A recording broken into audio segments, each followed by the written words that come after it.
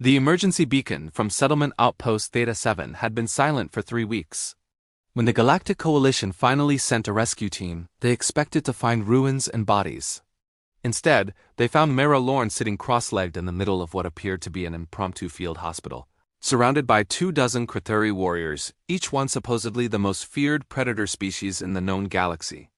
And every single one of them was waiting their turn to be examined. "I don't understand," Commander Velkhtar chittered, his insectoid mandibles clicking in confusion as he surveyed the scene.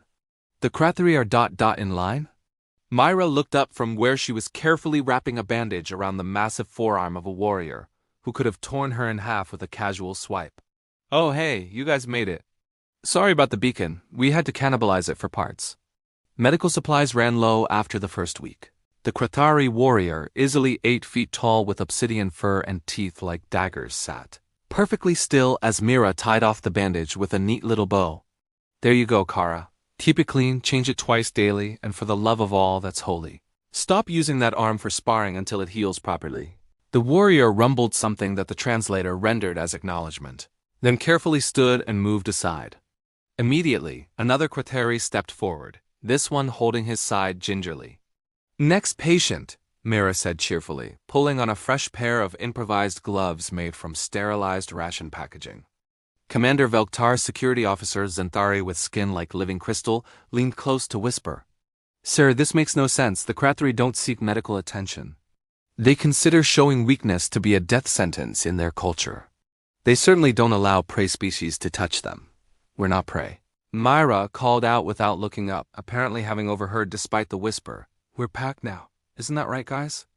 A chorus of deep, rumbling growls filled the air, the Krathuri equivalent of agreement. Several tails thumped against the ground. Velkhtar felt his secondary stomach churn. This was impossible. The Krathuri had been humanity's enemies in 3 separate border conflicts. They respected only strength and viewed compassion as a flaw to be exploited.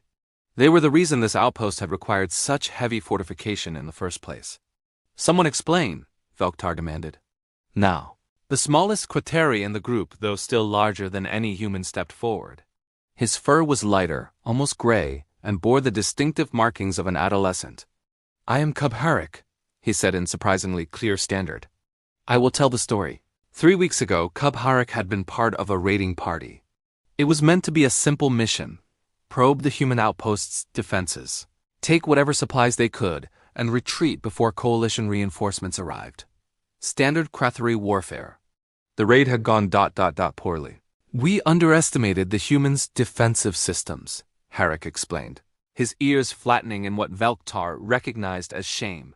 "Automated turrets, energy barriers, chemical deterrents.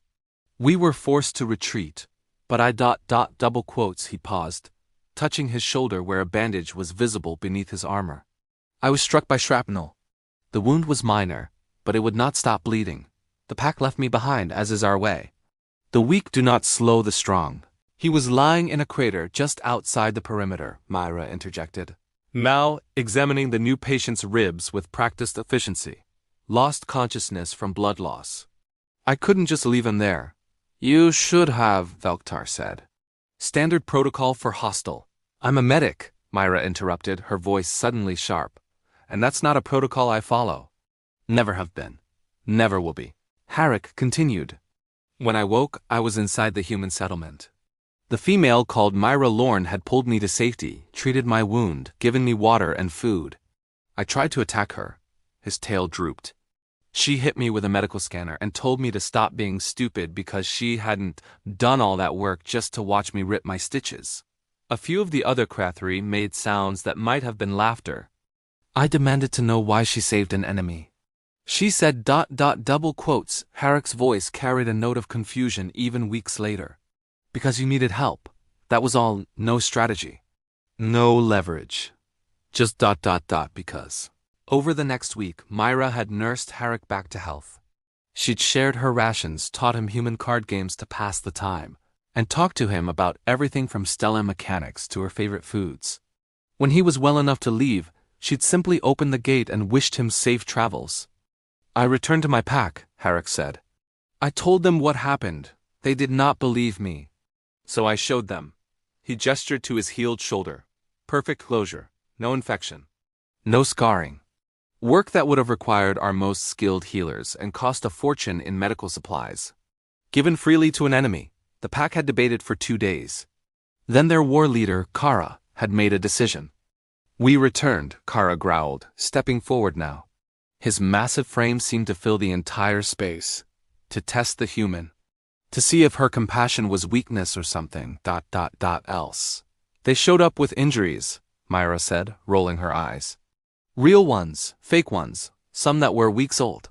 I think Kara here deliberately reopened a scar just to see what I'd do. Kara's ears twitched embarrassment. I did. She treated it anyway. Scolded me like a cub, but treated it. Then the supply ship didn't arrive, Herrick continued. Myra's communications were damaged in a storm. She was alone, running low on resources, but she kept treating us. She cannibalized her own equipment to make supplies stretch. She gave us her food rations when hers ran low, claiming she wasn't hungry anyway. We brought her fresh game, Kara said gruffly. Fair trade. Pack takes care of pack. And there it was. Somehow, impossibly, Myra Lorne had done what 3 wars and countless diplomatic negotiations had failed to do. She'd earned the loyalty of a Quatheri pack. So now, Herrick finished, we are here and we are hers. Any who threaten her will face the full fury of 30 warriors who have learned that true strength is not always found in claws and teeth. Velkhtar stared at the scene before him, a single human woman, barely armed, surrounded by lethal predators who gazed at her with something approaching reverence. Myra finished with her current patient and stood, stretching her back with a wince. All right, who's next? And Herrick, I know that scratch on your leg is from sparring yesterday. Get over here. The young Quatheri approached sheepishly, and Myra immediately began examining the wound with the practiced efficiency of someone who'd done this 1,000 times. You know, she said conversationally as she worked, when you all eventually go home, you're going to completely ruin the Quatheri's reputation as heartless killing machines. Kara's deep laugh rumbled through the settlement. Good, perhaps then others will learn what we have, that humans are far more dangerous when you earn their compassion than when you earn their wrath. Velkhtar watched Myra tend to yet another wounded warrior with infinite patience. He finally understood the phrase that had been circulating through human military channels for years. Humanity F******, yeah, indeed.